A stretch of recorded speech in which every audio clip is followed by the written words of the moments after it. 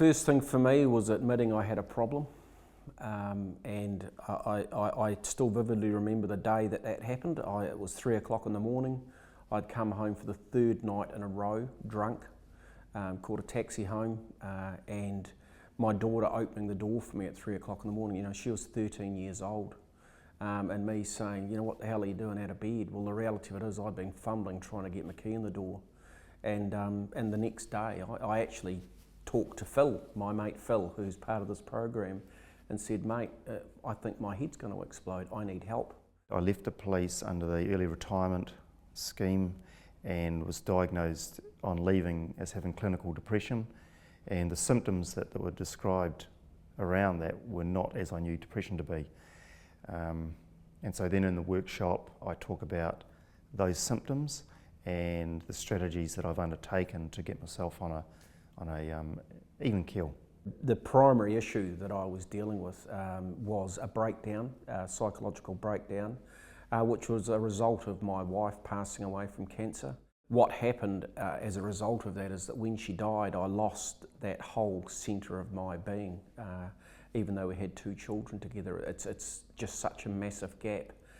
And to be frank, whilst I did an amazingly good job supporting my wife through that, it was after that I realised that actually I hadn't looked after myself. I had no tools and techniques on how to manage. So One for the Blokes it's essentially a workshop, and it's about normalising depression amongst men, and women are very welcome because we all care for men in some way. And so it's about talking about the crap in a real sense. So we encourage people to swear, and we encourage them to be real. And during the course of the workshop, it's about Phil and Mike's story. You have blokes telling their stories to blokes, and blokes who are authentic and real and funny and have a life outside what they do at work. You with me? Plus also too, I think you find that their stories, because they got through it, and through the other side, that's what the story's about. You know, people can tell stories all the time and they kind of stay still, you know? They never move. These guys have got things in place to move them forward. So Trish will introduce it and set the scene, if you like, and I have a video that I've pre-recorded and that gets played to the audience. That acts as a backdrop for a bit of a Q&A with the audience, and they ask me questions and I respond to it. And then we talk about strategies. So in amongst that you have saunas, you have good food, you have sleep, you have talking to people, you have all sorts of things, and moderate exercise, etc. So we talk about that.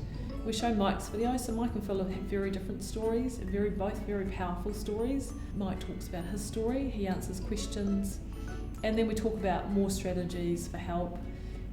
Pete facilitates most of that, and then we close and we offer our services, not as in a paid contract, but as in we're willing to talk to people, we're willing to be there for people, they can contact us.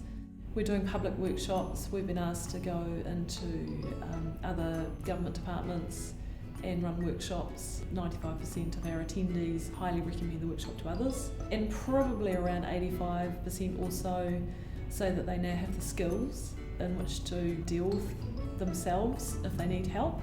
One of the priceless comments was someone who said, I've been working for 20 years or more and I've never worked in a workplace that has been brave enough to tackle the subject.